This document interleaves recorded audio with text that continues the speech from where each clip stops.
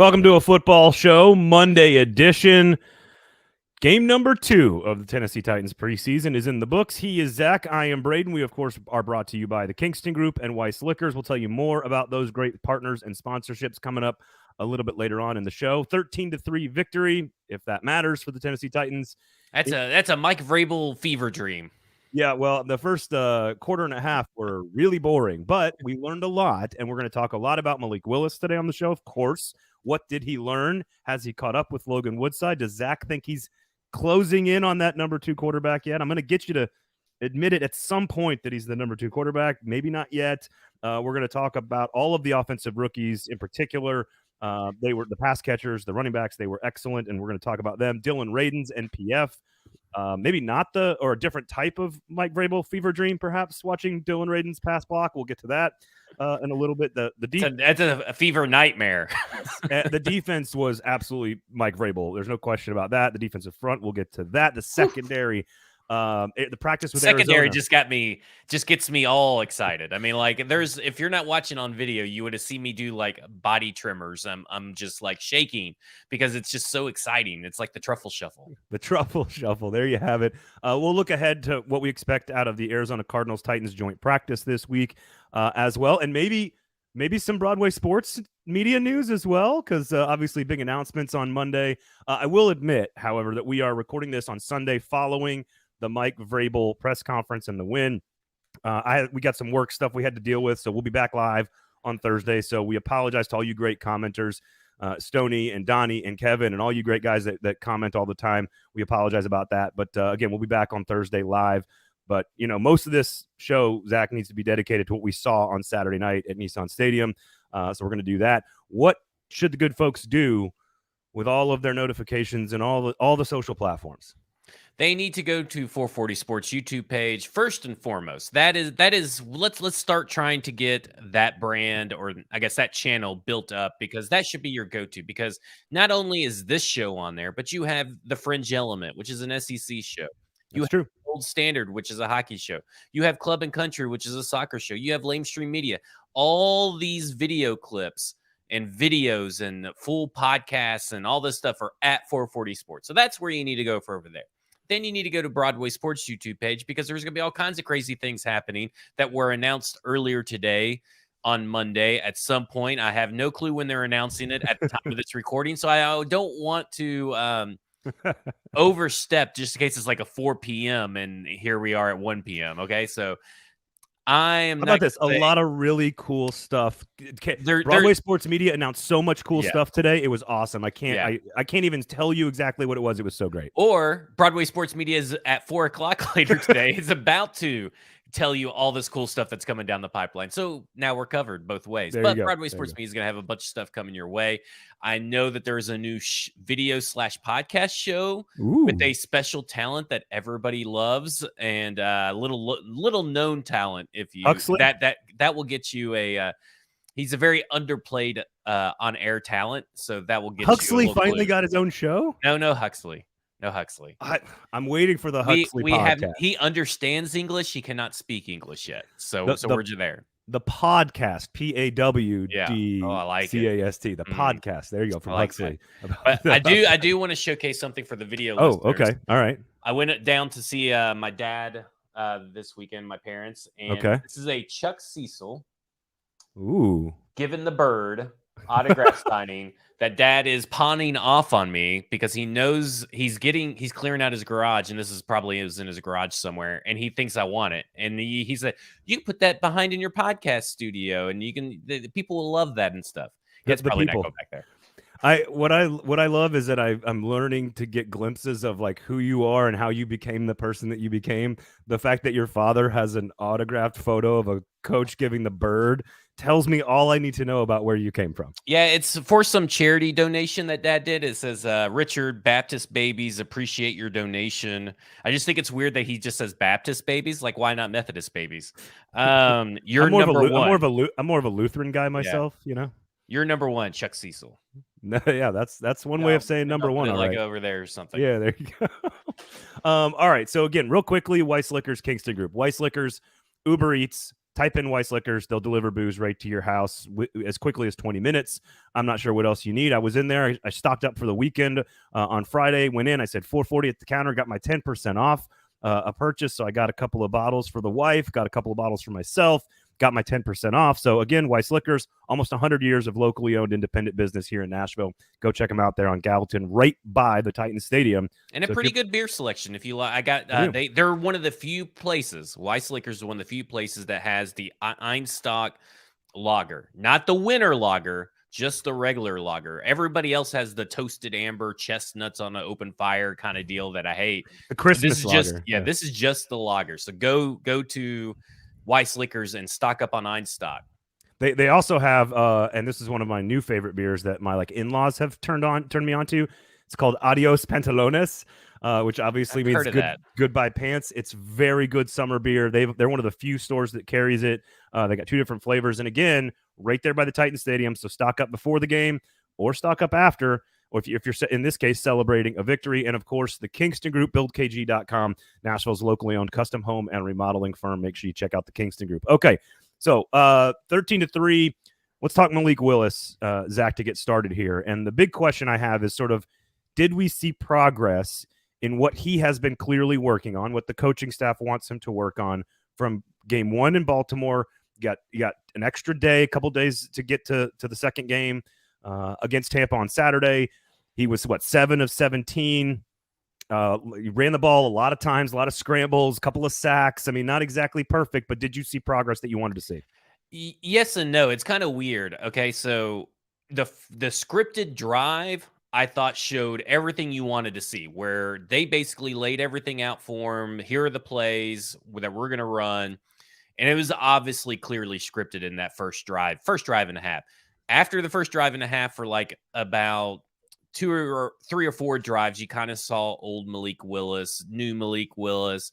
That you kind of saw everything. But overall, I thought that if you put that Malik Willis into the game 1 against the Ravens, I think he would have scored maybe a passing touchdown, then 2, maybe 2. I think he just looked a little bit better. Do I think he looked a lot better? No.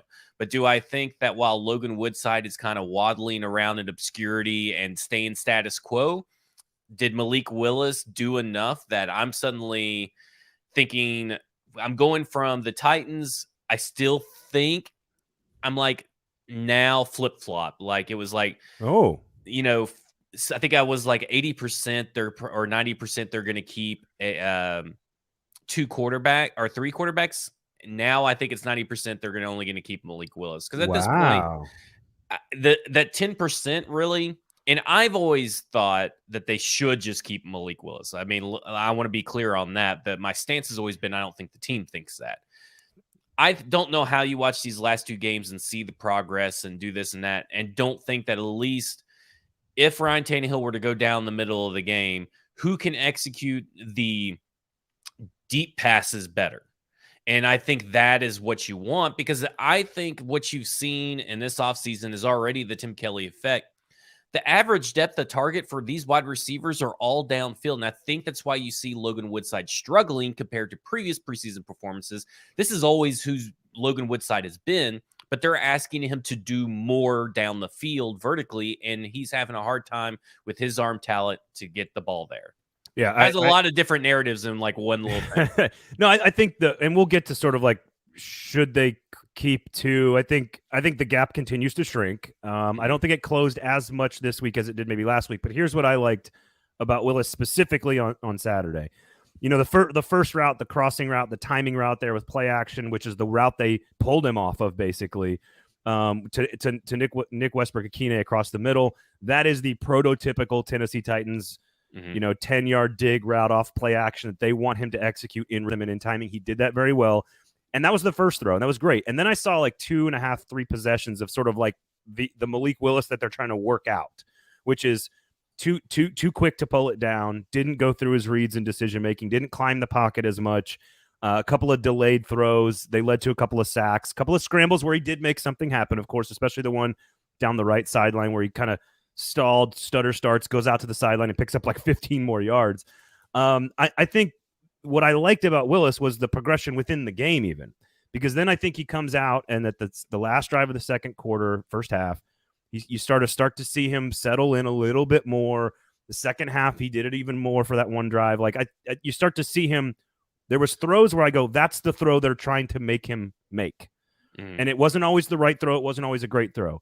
But you could tell that he was doing the thing the coaches were asking him to do. And I think that is a good first step for him. And again, the athleticism is there. We know that. I think he still held the ball too long. I still think he took too many sacks, looked to run too early.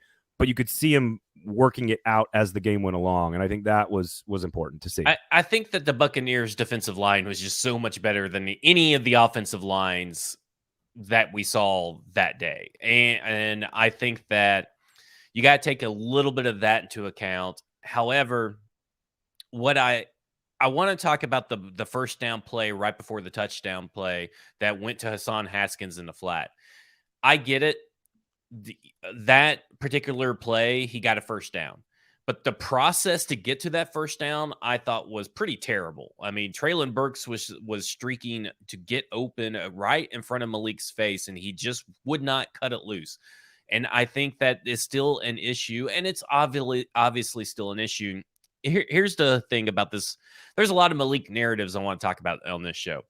So the first off is that Malik should not be criticized for that particular play because in the end results didn't result.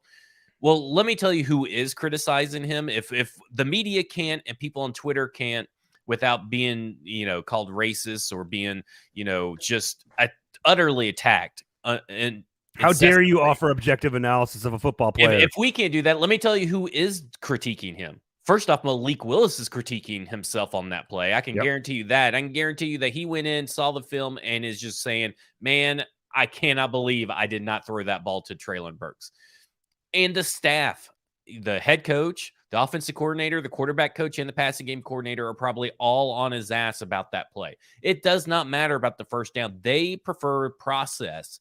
They want that process to equal better results because that's yards on the field. That could have been a Treylon Burks touchdown. Granted, he went and got a Chig touchdown, which was a beautiful play. Now, I'm anxious to see that play on the all-22 because I want to see who else was open on that particular play. He looks around. He does hold the ball the whole time. Like, It is a long time to hold the ball, but again, it ends up right. It's funny that you mentioned that series because I have written down on first down, second down, and the touchdown. Drops back, has all day. Drops back, has all day. Drops back, has all day. Yeah. And that's not going to be the case most of the time. So I'm with you on the touchdown throw. People are raving about that play, and it was exactly right. He stays in the pocket. He climbs the pocket. He goes through his reads. Yeah. The question I want to know is, what else was going on? Yeah, and in a real game, does he even have time to get to like the fifth read? Yeah. Because normally you don't. But again, when he makes the decision to stay in the pocket and fire the football in there, it's exactly what you want to say. Really, what does that come down to? If he had the time in the pocket and he wouldn't have had that time maybe in a normal game, that comes down to the long developing routes by the offensive coordinator. Right. So it will be interesting to see what's going down in that end zone during that play. It's one of the plays I'm looking forward to going back and watching because I look at it this way. Even if there's someone else throughout his read that is getting NFL open and he still holds on to the ball to get it to Chig, that's still bad process, great result. Right. And I also want to shout out to WKRN for having the world's worst broadcast last night. And that was one of the worst. Did you see when they kicked the field goal, they put it up to 30 points? Oh, I will say this to your point, and it's all because go listen to our interview with Cal Baxter. This is ABC. Go listen to Cal Baxter's interview on Lamestream Sports. We had the former videography for ABC. Now, he would not run the live camera shots during a broadcast, but still, the number of times that they were fooled on play action or the zone read or where he was throwing the football, like the camera people were not on point. And sometimes they wouldn't even show replays. It would be in a commercial break. We got 5 commercials about a Waste Pro, but we can't get a replay. Like, give me a break. This preseason broadcast was bad last year. It's bad this year. I'm sick of it. All right, let me. I want to ask you about I think it was the second down play on the drive prior to the touchdown drive, where he avoids a sack that we'll get to Dillon Radunz, that Dillon Radunz just completely whiffs on a block. Ugh.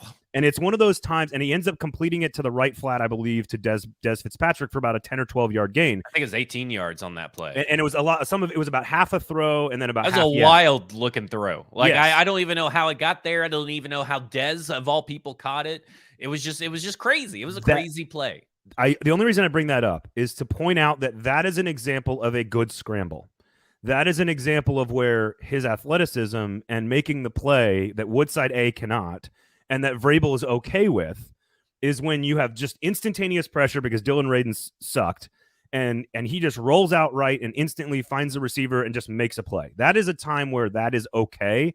The first couple of drives, he was doing it where I thought it was because he didn't process things. So I do want to point out when I thought there was progress, and that was a play where I thought there was progress. I think it's interesting that Mike Vrabel is preaching about leaving the back of the pocket. I have noticed that he was talking about that, and he talks about like that's not necessarily going to be viable all the time. And I'm thinking, well, I see other teams' quarterbacks do that. I feel like Patrick Mahomes does that, and Aaron Rodgers all do that, and Russell Wilson. So why? The reason I bring that up is because it goes back to when I did my quarterback draft rankings for the rookies. I put Malik Willis at 5, not because of talent, but because you really got to let Malik be Malik for a lot of what he does. And that's one of the things I feel like let's not scare him into second guessing into going into that. And I feel like that's what they did with Marcus on some things, with Fitz. I'm hoping that they're not going to try to take that away, because that play right there is why people thought Malik should have gone in the first round. Yeah. And let me say this too, real quick. And I'll talk about this on Dillon Radunz. There was a play where Dillon Radunz just kind of is on a scramble and maybe even ended up as a sack, where Dillon Radunz kind of gave up. I just want to throw that out there. Yeah. So the other part of the reason I bring that up, and I think it might be the play you're talking about, where it was very similar. It was a drop back, and then he rolls out to the right, up and around the right tackle block. Yeah, but he didn't need to, and it created pressure because that was both. I thought that was both on them. So he should have stayed there because the right tackle had the block, he had a body, he had positioning, and that's one of those where he created the pressure by actually rolling out of the pocket too soon. And so there's again, it's such nuance and such delicate. Like Vrabel probably has, and I tried to do it where I was like, all right, that's a sack, that's a scramble that was good, that's a scramble that's bad, that was a designated run. Like you're trying to sort of like chart it all. And I would love to see Vrabel's and Tim Kelly and Todd Downing chart on when he absolutely did the right thing, when he did absolutely the wrong thing, and then the middle ground shots. And I think we're getting a good sense of what those are. I still go back, and this is how we'll end the conversation about Willis, which is tied into. Oh, I'm not done about Willis. I got other stuff I got to talk about Willis. Okay, you go then, because my final question is going to be how close is he to Woodside, and I think we can get to that after you got a couple more narratives to get to. There's a narrative that popped up last night, and this and Joe Rexrode caught it and kind of questioned it too. Now you know me, Braden. I live in the Titans Twitter sewers. Yes. I mean, I bathe in the disgusting mess that is the sewer water. I drink it. I eat it. It's my lifeblood. So I see all kinds of crazy things that are being said constantly, right? If there is a vast amount of people saying one thing, I typically bring it up. Mike Herndon put out a tweet last night talking about the narrative that Malik Willis should start over Ryan Tannehill. That cannot be a thing that's happening. It is not a thing that is happening. He mentions Michael Irvin said something. I don't know what he said. I didn't catch it. But Chris Canty, he mentioned Chris Canty. Well, he mentioned another NFL segment, and it was the Chris Canty bold predictions segment. That does not mean that he legit thinks that Malik Willis should start over Ryan Tannehill. Right. I didn't really want to get into it with Mike on Twitter last night, but there's literally nobody worth their salt. And I would say we're talking like maybe there's probably like, I don't know, 20 Titans fans I bet have said this in his mentions, like 20 versus everybody else. this is not a real narrative, and this is not a narrative to bring up and act like that, it's something serious. I poo-poo on this narrative, and I poo-poo that this narrative even existed. I am Twitter I know you do. president, I know you. feel like. Yeah, you're an ambassador if nothing else. Yeah, I like it, ambassador. So I would say on a given Titans game, there's about 300,000 people in Nashville that watch the game. Yeah. Just in general, on average, if you get about a 28 rating, it's about 300,000 households in Nashville watching. I'm with you on like 25 people versus 300,000 who watched actually think he should be the starter. Now, I say all of this as someone who fills in almost once a week for Chris Canty on ESPN Radio. Like I'm doing a show on Friday. I did his show last week. They are intentionally trying to go above and beyond to do the bold prediction thing. It is designed, like I think somebody said Mac Jones was an MVP candidate. It's like you're trying to come up with stuff that's not real, but for the sake of fun conversation, let's dive into some crazy nonsense, right? Like Kyle Phillips could be, rookie of the year. Like that's a crazy bold prediction based on a little bit of logic and a little bit of reasoning and stuff that we like about Kyle Phillips, but knowing full well that it's that it's out in left field to some degree. We can't be taking bold predictions and trying to turn it into and say that, oh, this is a real narrative that's out there on the streets. No. I poo-poo.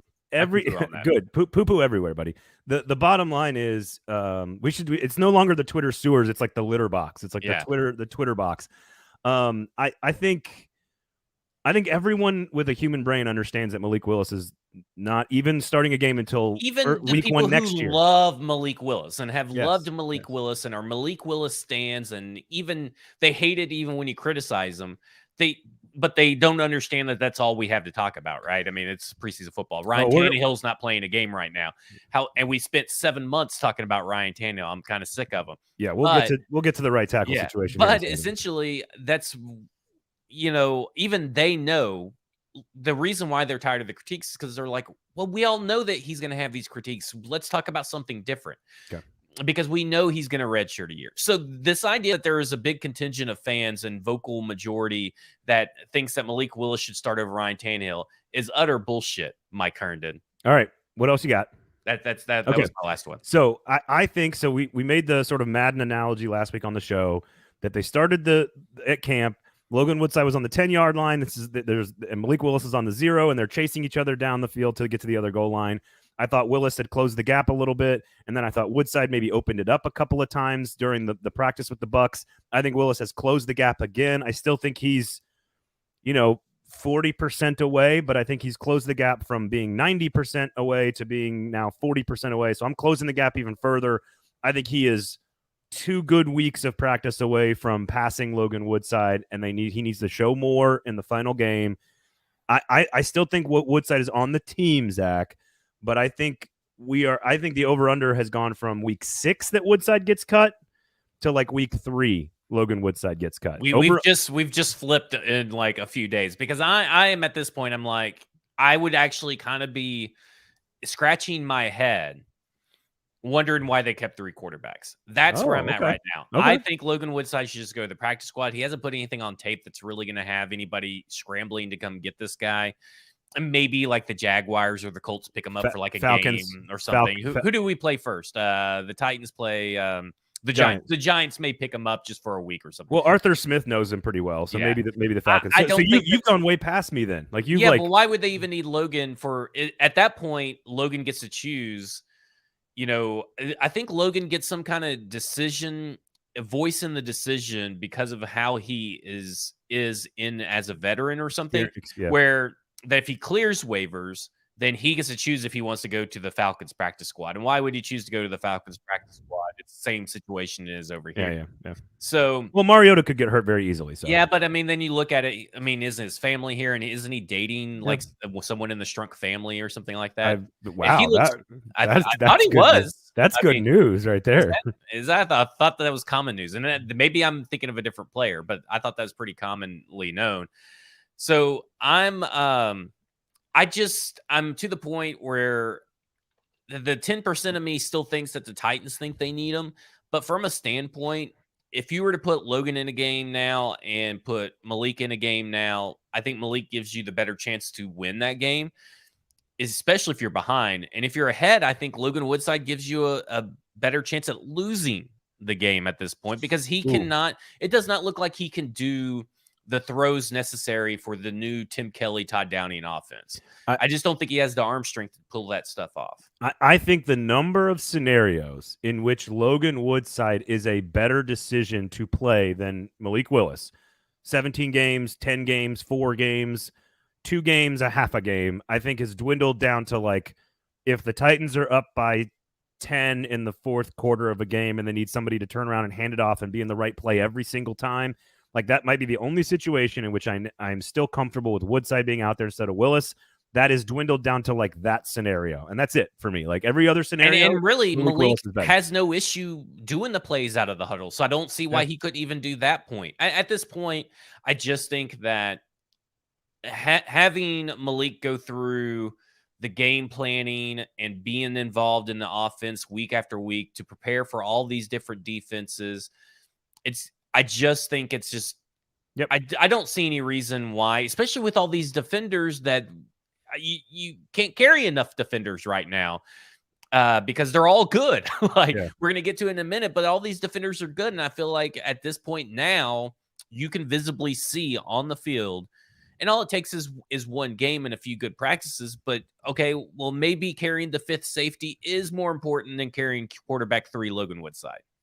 Or like all the good players on defense are good, and none of the offensive linemen. So we'll get to that. We'll get to that. But I think I feel like I should take credit for convincing you that even after the first game, I was like, I think Willis is better. I think he's a better player. I think he deserves to be out there. I think even more of that now, and I'm glad that I've convinced you otherwise. So I mean, really, Malik convinced me. His progress convinced me. I know. But I'll take credit for it, his work ethic and his attitude, because that's what we do here on the show. All right, let's get to the rookies, offensive playmakers. A lot of things to discuss here. I know you got some thoughts on people going to overreact to Treylon Burks again, and we'll get to that in a second. But I thought Kyle Phillips was excellent, not only in the punt return game, but actually in the game itself. He got some run, got a few targets. Willis missed him on an out route. I think that Vrabel said that you just got to complete the pass in the press conference on Sunday, and that means that throw was on Willis. Again, he took too long, and it was a far hash throw, and should have gotten it on to Phillips there. So he was excellent. I thought Hassan Haskins showed the vertical up and down, get north and south quick, put the foot in the ground, one cut and go type of player that we saw in practice this week. So I know you were excited to see him. Just Chigakonku catches a touchdown. Austin Hooper got some reps. Like all the new weapons were out there working, and I thought they had a pretty good game. Yeah, I think they had a great game, and I think that when you really look at it, let's start with Kyle Phillips. I was so impressed with Kyle Phillips. In fact, I almost put out a tweet, and I want your thoughts on the tweet. It's not really. This is a draft. You're getting my thoughts on your Twitter draft. Well, what I was going to put out there, and I don't know if it was really going to be how it would be taken, if I couldn't really get it worded right. But essentially, I think that Kyle Phillips can make the Pro Bowl in his first year as a special teamer. Okay? Because I think that he's going to get at least 3 touchdown punt returns. Oh my God. Yeah. And I think he's going to get an all-pro vote, at least one all-pro vote. Oh, my God, dude. I think that he's going to be that good on special teams. And this is all for special teams. This is not for his work as a wide receiver. This is for his work as a returner. No, I know what you're saying. So the amount of overreaction that's probably being done on the social Twitters in the Twitter box for Treylon Burks in a negative way is probably your version of that on the offensive side, or on the on the positive, the special team side. Now let's be clear. This has nothing to do with offensive production. I know. I meant positive side. I meant the positive side. I need you to vamp here because I'm going to look up the last time someone had 3 punt return touchdowns in one season in the NFL. Probably Devin Hester or something. Because it's been years, I believe. Is it really that? I bet it was pretty early. Last year. All right, the number of total punt return touchdowns last year in the entire NFL. Yeah. 2. Well, he's going to have all 3 this year. Listen, I just think that he's going to get in as a return specialist some way, somehow. Okay, And there were 8 total punt return touchdowns in the entire NFL in 2020. Not one person had 2. That doesn't matter. The trends are made to be broken, Braden. All right, okay. You want me to keep going? Here we go. The last Nehemiah Hines had 2 punt return touchdowns 3 years ago. Okay. See, that's not too far away. All Listen, and Kyle Phillips looks just really explosive. Now, I think that maybe some of his decisions were like, whoa, I can't believe he did it. But, again, bad process, but really great result. Going to Hassan Haskins, I think that you're talking about a guy that got 36 of his 39 yards after contact. I mean, it was pretty crazy. He forced 4 missed tackles last night. I mean, he just looked like a guy behind a horrible offensive line that if you put Lawan out there and then you put, Nate Davis out there and Ben Jones out there, you got a guy that can get you the yards to give Derrick Henry some rest. And I think he kind of put to bed any kind of like ridiculous notion that Julius Chestnut was going to make the team over him or even just make the team in general. Ryan Stonehouse was a mixed bag. Again, great arm talent. He was out there holding the field goals for Fat Randy. Is that called hand talent? Yeah, like when you catch and you put it down, you spin it and you're good? A little bit of hand talent. And I thought that until he's going to have to start reining in the kicks. At some point, that's what they're really looking for because Brett Kern still looked really good last night. So so Kern is still better at accuracy. Yeah. Stonehouse clearly has the leg though. It's pretty clear. I think they're going to try to keep Stonehouse on the practice squad for this year, and it could transition at some point during the middle of the year. Is sort of where I'm at. What about Roger McCreary with a statement form tackle on the opening kickoff? I thought that I couldn't believe it. It's like there's Roger McCreary making a play already. And then he starts on the outside. The Caleb Farley comes in. He gets kicked on the inside. He did we'll get enough. To defensive backs. We'll get there. Well, he's a rookie. We're talking offensive rookies. Oh, well. It says right there on the screen. NPF looked good. He looked great. So I wanted to Chig. Reggie Roberson. Reggie Roberson looked good. Dez and Racy don't count technically, but they are kind of newer pieces. And I thought Dez had a couple of nice plays. Racy didn't deliver on the big play down the field that we wanted to see from him. But again, I think it's Chig, Phillips. You look at Treylon Burks did catch his first pass. He was open on a couple of others. And Vrabel said on Sunday, we're seeing progress from Treylon Burks. You can't fault him for lack of opportunity if the quarterbacks aren't going to throw it to him. He improved his consistency. Yeah, and to be honest, there was a lot of wide open plays, again, that we'll probably see in the All-22 that nobody pulled the trigger on. And I think that's the thing. The thing for me is that, first off, this offense is supposed to be very vanilla. They're not showing everything. And like you said, Vrabel talked about the presser. Treylon Burks can't control when someone doesn't see him wide open. Yep. And at this point, I don't think there's any reason to panic about Treylon Burks. I'd be a little bit more worried about him having to constantly ice his knee or whatever he's doing on the sidelines towards the end of games. But as long as he's out there playing, I'll say this. What he's doing on the field is stuff that Ryan Tannehill will take advantage of. And that's what matters. What you see in the film and what you see him do on the field, unlike Malik Willis being able to take advantage of it, Ryan Tannehill will not hesitate to make those throws. Treylon Burks is going to be good for this offense. He's going to be good for the regular season, and I don't think there's anything to really worry about when it comes to Treylon Burks. Yep, and even the quick fade, which I think with Will down near the goal line there, when Willis threw to the left sideline when Burks had one-on-one coverage, I think it was the right read by Willis because it was the one-on-one coverage. They were going to go to Burks over the top. I just don't think it was a very good throw. He didn't really give Burks a chance to come down with it in bounds, and so I just don't think it was that great of a throw. And Burks was there, and maybe Tannehill brings him a little bit more in bounds with the throw down the field a little bit more, higher pointing it. Maybe that's the kind of stuff that you can't control if you're the wide receiver. So I think the key is don't overreact to Burks' usage or not usage. I completely agree with you. The entire time. Ignore the box score. If you ignore the box score and just watch 16 play, you see a star wide receiver in the making. And I think you nailed it. There are a number of times where I go, Ryan Tannehill does that. Ryan Tannehill makes that throw. I think it's exactly the way to look at it, that Ryan Tannehill will take advantage of his skill set. But you're right. We'll keep an eye on the knee there or whatever was going on the sidelines. All right, let's get to some of the bad on the rookies. Before we do that, of course, reminder, Kingston Group, one of our title sponsors here on the show, buildkg.com. Zach, if you have any big major questions about your house or you want to do some renovations, for example, I don't know about your missus, but my missus has a long list of things she wants done at the house. She wants a pergola in the back. She wants a half wall built up to a full wall in the bonus room. She wants the doors in the office to be moved and be all stylish. She wants a new vanity in the master bathroom. I don't know why my voice is doing this, but she wants all this stuff. We want very Seinfeld-esque. She wants a new What's the deal. What's the deal with doors? What's the deal with the oven hood? She wants a new oven hood. Like all these things, you take them to Kingston Group. They can design all of it for you. They can implement it all for you. They can give you a full price right up front, and they will hit their marks, and the quality will be outstanding. Check them out on the socials, by the way. The Kingston Group, buildkg.com. The work on the socials, go look at their stuff, man. It is gorgeous. Their stuff is amazing. You will not be disappointed, so check them out. Buildkg.com. That's the Kingston Group. All right, not so gorgeous. So Nicholas Petit-Frere starts at right tackle. I thought he did a pretty good job based on Pro Football Focus. Again, not the end-all, be-all, but if you just base it off of that, basically NPF was twice as good as Dillon Radunz. Almost all of that was in pass protection. They were about the same in their run blocking. I thought MPF, I watched him almost the entire first quarter.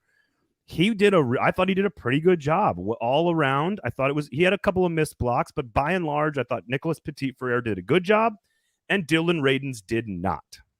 It was a Dillon Radunz disaster class. If you're watching on YouTube, you see it right there. It was horrendous.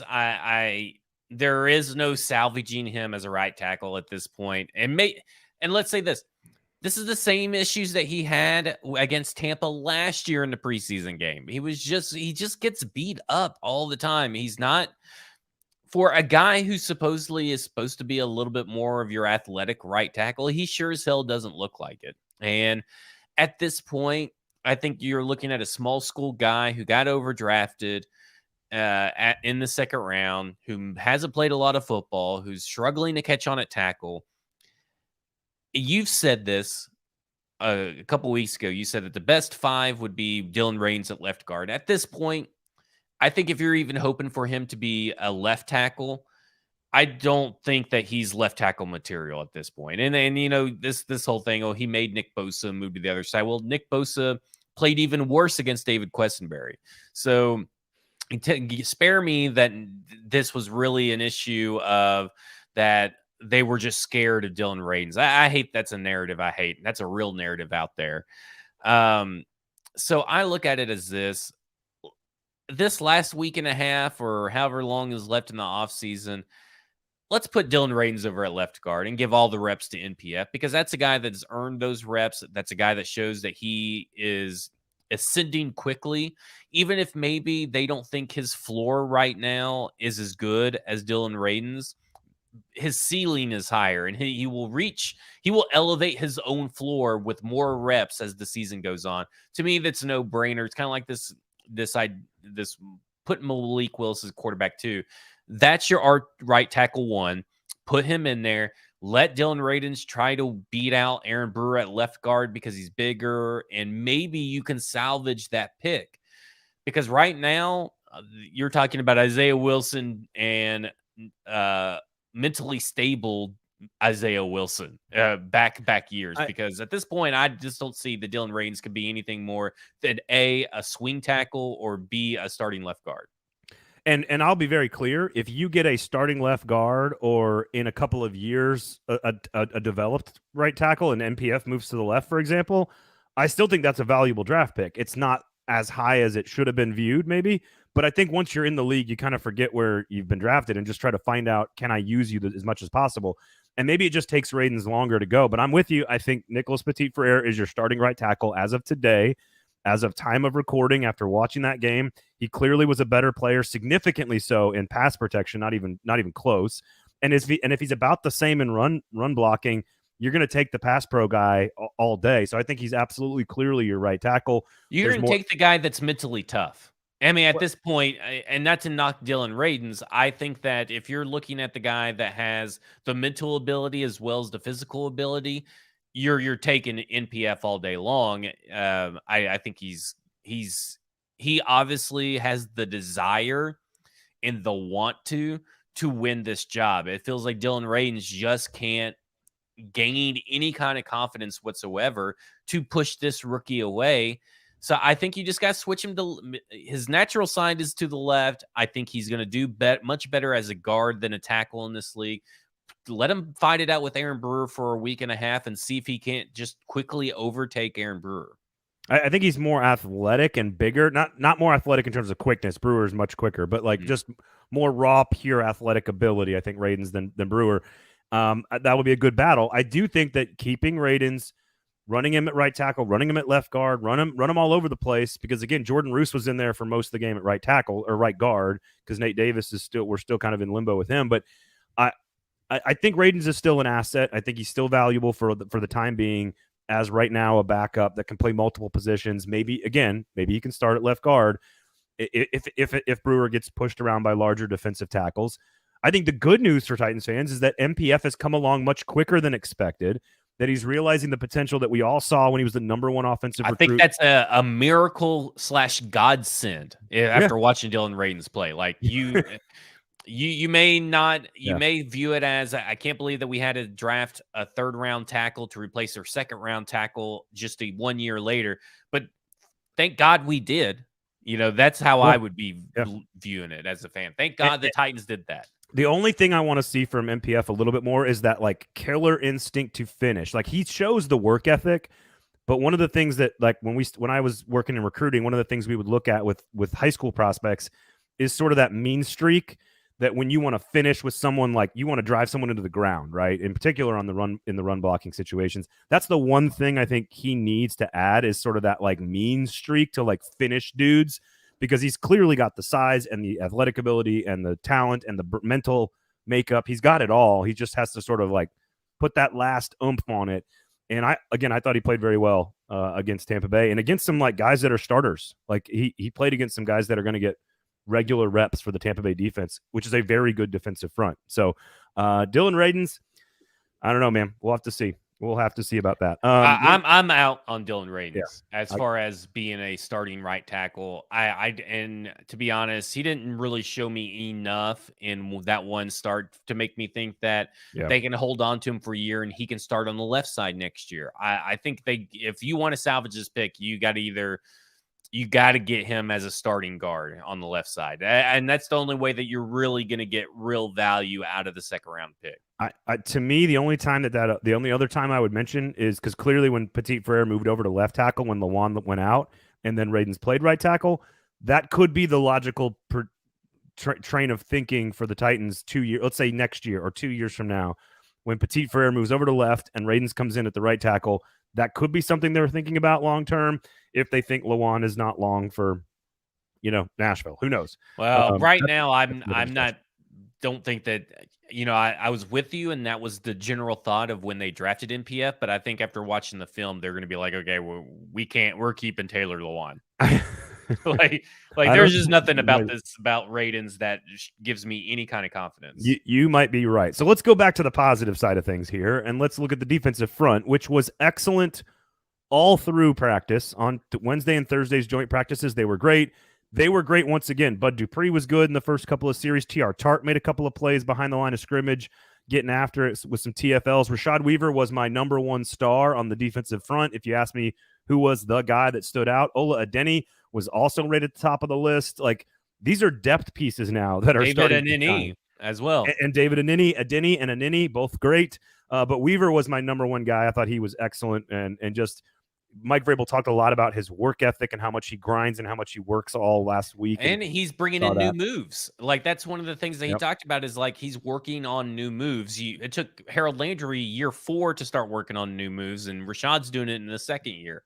So I think, a couple of people dinged Rashad Weaver in that first game for being a little slow. Again, knee injury. It takes a little bit to get comfortable in game time, which we saw with Caleb Farley. It's a great example. Taylor Lewan, it took, half the year last year. Game 2, Rashad Weaver looked like preseason star Rashad Weaver of last year that got everybody so hyped. There's no reason not to be excited. It's going to be so interesting to see how they find him snaps, right? Because you still have Harold Landry, you still have Bud Dupree, you still have Danico Autry and Jeffrey Simmons. Like, who's coming off the field? Is it a defensive back? Is it a linebacker coming off the field so Rashad Weaver can find the field? Like, that's the next big thing for Rashad Weaver is let's get pumped about Rashad Weaver. Now let's find ways to get him the ball.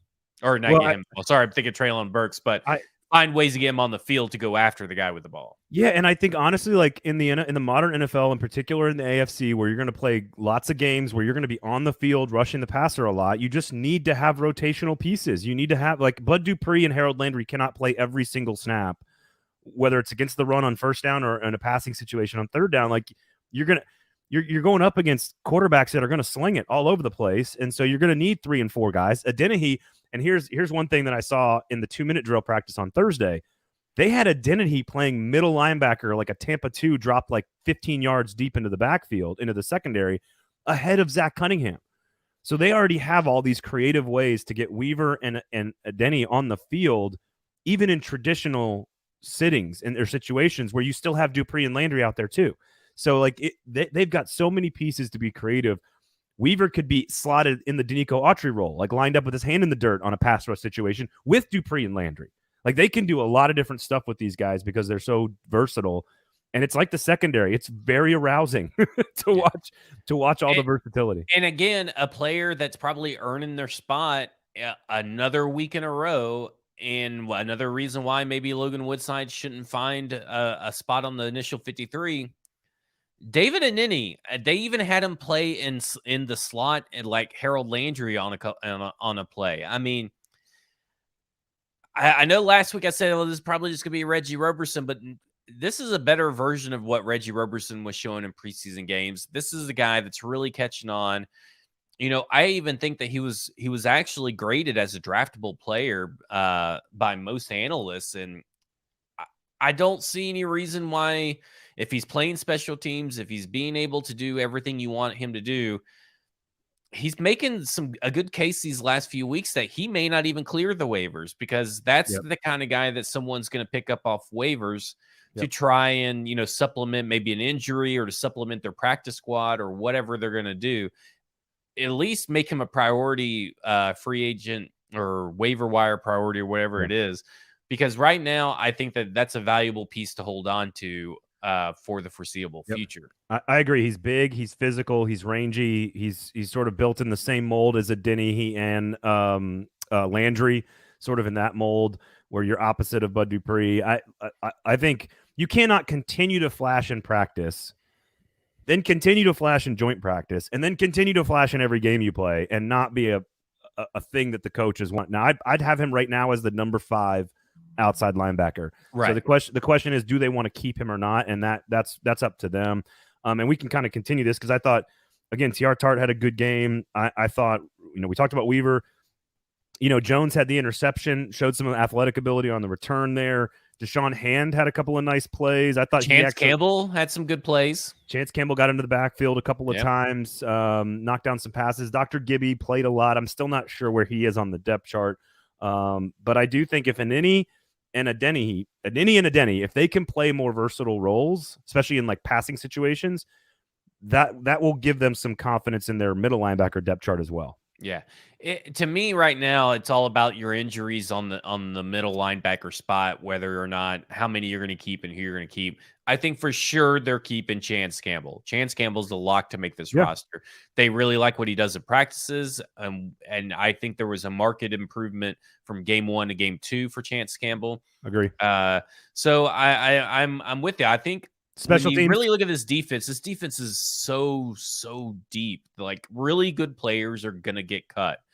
And I think a lot of teams are going to be looking to try to duplicate the Mike Vrabel magic. And I think they're going to fail because ultimately, I think a lot of these players that find ways to make plays week in and week out, a large chunk of it has to be the credit of Mike Vrabel's coaching and Shane Bowen's coaching. Yep, I agree. Chance Campbell also very good on special teams as well. The first couple of games. Here's the one. So let's give credit, the positive side of this, which is very disruptive on defense against Tampa Bay. A bunch of sacks, a bunch of pressures. a bunch of different guys making plays in the backfield, a lot of play behind the line of scrimmage, interceptions, tipped passes, 4 forced fumbles, a lot of stuff. I want to make sure everyone realizes Tampa Bay's offensive line is in complete shambles. There was no Tom Brady. The top 4 wide receivers for Tampa didn't play. I just want to be like, it's good to see. It's a positive step, but I just want to say, like, that was not exactly elite competition there. But you want to see a team, and I think I talked about this on Thursday's show. When you are an elite team or an elite side of the ball, you want to dominate your lesser opponent, and they dominated them. Yep. And I think that's what you want, regardless of the talent level, because we have seen this team too many times play down to lesser competition. That's true. To see them to go down out and dominate lesser competition is a good sign for this defense, regardless of what's the actual and proper context that you're providing. Nope, you're absolutely right. We'll talk about the secondary, some defensive backs, a look ahead at the Arizona joint practices this week, and maybe a quick note from around the NFL. But let's remind you, of course, that the football show is brought to you by Weiss Liquors, our great friends over there on Gallatin, right there in East Nashville, right next to the Titan Stadium, just like a couple of blocks away from the Titan Stadium.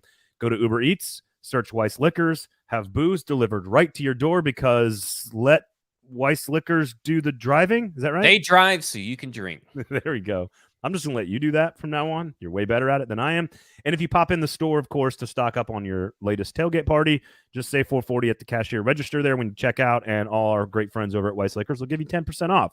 So Weiss Liquors, family owned and operated, independently owned, locally owned here in Nashville for almost 100 years, serving the community. So buy local, folks. If you're going to buy booze, buy local. All the prices are the same. So get it where they're going to give you 10% off, give it where they're going to deliver it to your door, and get it where it's close to the Titan Stadium. I don't know what else to say about Weiss Liquors. So go to Weiss Liquors, everybody. So there you go.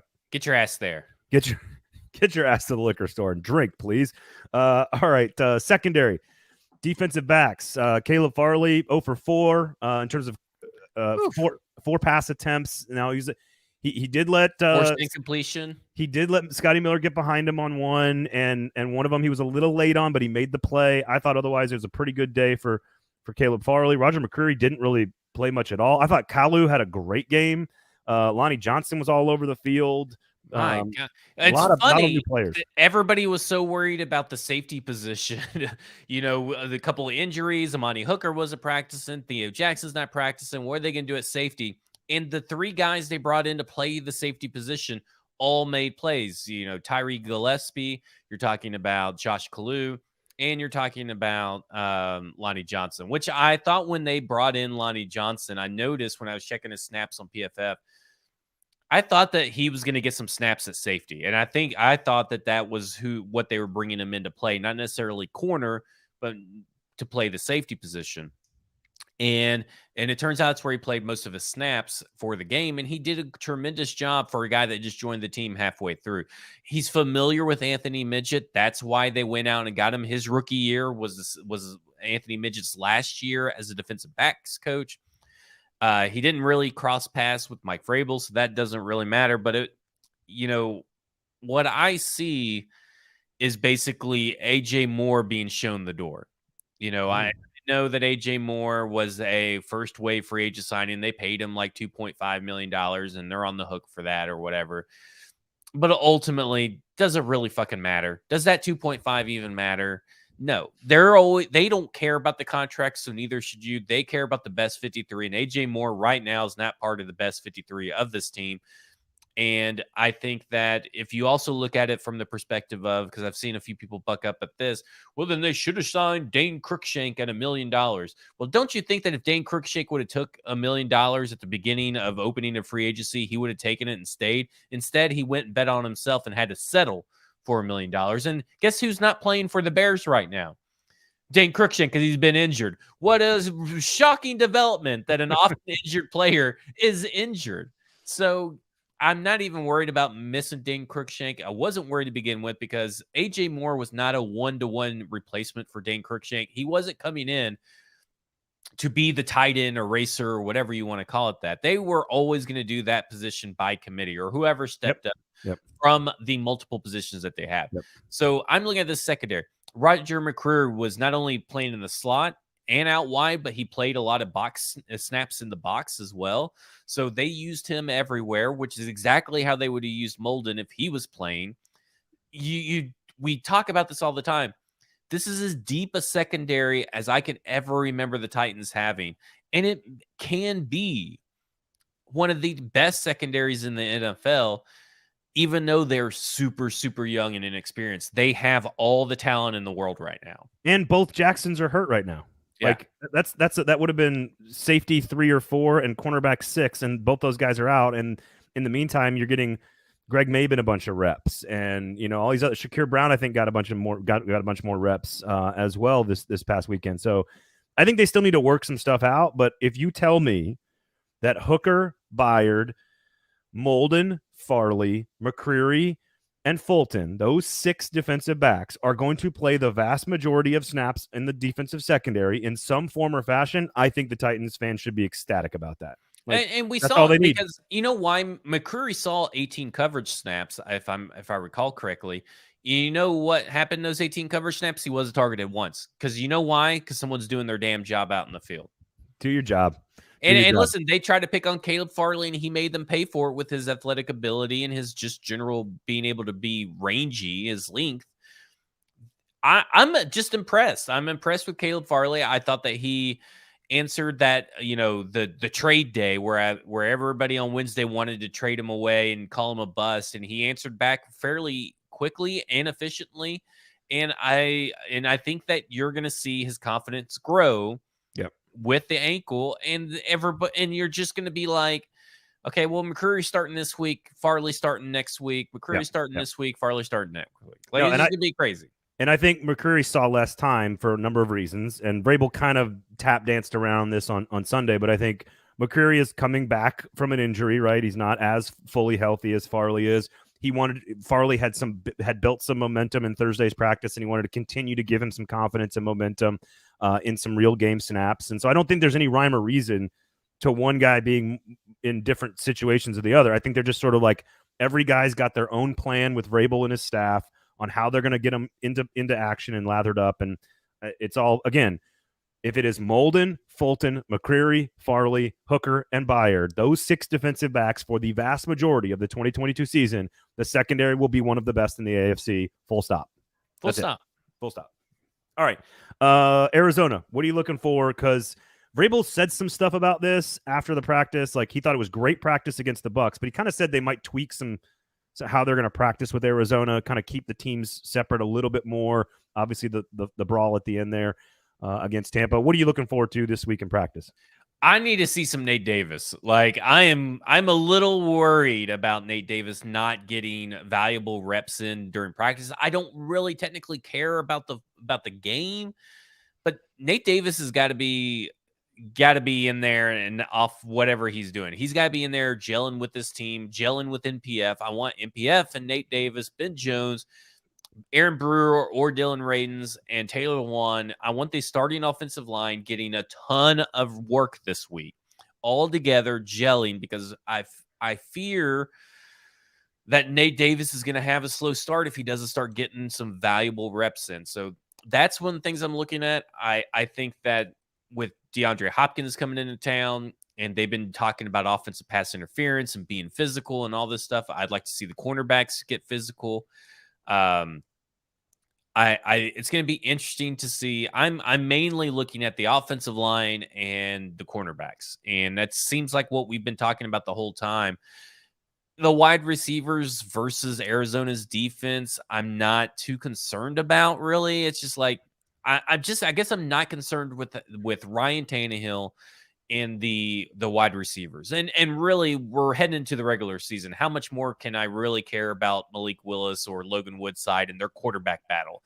Like, this is not the time to really worry about that anymore. It's time to start getting the starting offense and the starting defense getting going, gelling, and everything in preparation, because in 2 weeks is a regular season, baby. Yeah, to me, it's the offensive line and the pass catchers on offense continuing to get work together. I want to see they spread the ball around a lot in practice against Tampa on offense. Ryan Tannehill did specifically. I want to see that again this week. I want to see Chig get involved, throw it to Hooper, throw it to Phillips. I want to see Bobby Trees getting involved as well. I want to see a lot of different pieces catching passes from Ryan Tannehill specifically. And I want, because the offensive line was not particularly great in practice. That was the one area I'd circle and say, watch it. It's also the one area we've been circling for the better part of 6 months now. And we'll continue to circle. I'm with you on Nate Davis as well. So to me, it's all about the offensive line.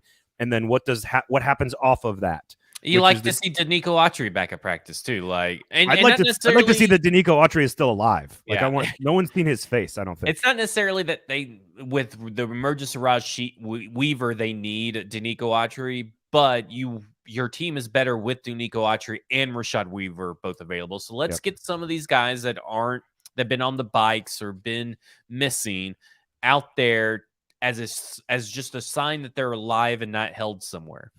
Hostage. Danico Autry is actually being hostage on Jim Irsay's airplane currently. No one knows. I'm in, but you're totally right. My main focus is Malik Willis, Logan Woods. I really don't care anymore. I am now gearing up for the regular season. It's to ramp up. I'm looking at Ryan Tannehill. What's he doing in practice? Is he going to continue doing what he's doing? I don't care that Derrick Henry's not practicing because he doesn't need it.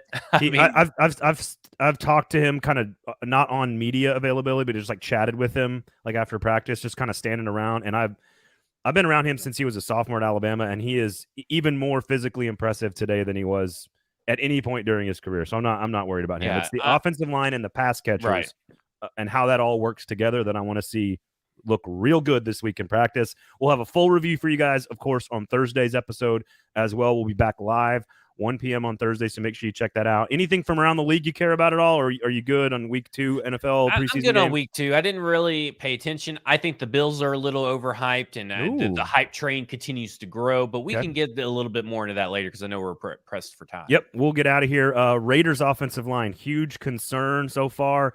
It doesn't matter how many great weapons you've got, Derek Carr. If you don't have time to throw, you're going to be in trouble. So the Raiders offensive line, that's the one to keep an eye on. That could be a team that falls out of the playoff race if in the AFC, if the Raiders offensive line. So all this stuff we'll do coming up as we preview the entire season here and make some predictions on who's making the playoffs in the AFC soon.